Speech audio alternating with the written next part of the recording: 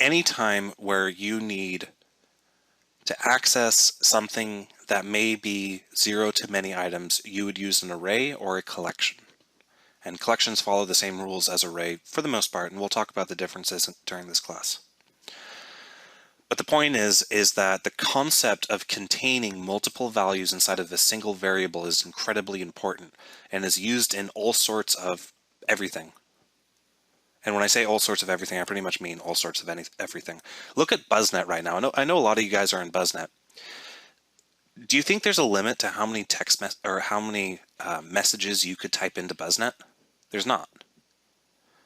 I didn't go through and type in message 1 equals, message 2 equals, message 3. No, I didn't. I have a collection of messages, and I can add as many items as I want to it. Well, eventually you'll bog down the database server, but that's beside the point. Yeah, every single message that you type into BuzzNet is in an array. When I'm looking at the list of all the users who are in BuzzNet, that's in an array. When you look at the top of BuzzNet and you see the classes you've joined, right now the only class that's available is C# 101, but if you had joined multiple classes, that's stored in an array.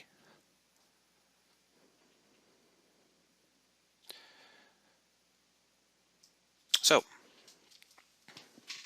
where would you use an array? You would use an array anytime that you need to store multiple values in the same variable. So let's jump back into the code. I mean, conceptually, is everybody there conceptually? Like, the code's going to look scary, but there's not a whole lot I can do about that without telling people to practice. But conceptually, I hope everybody is on their way to kind of understanding why we might want to use this.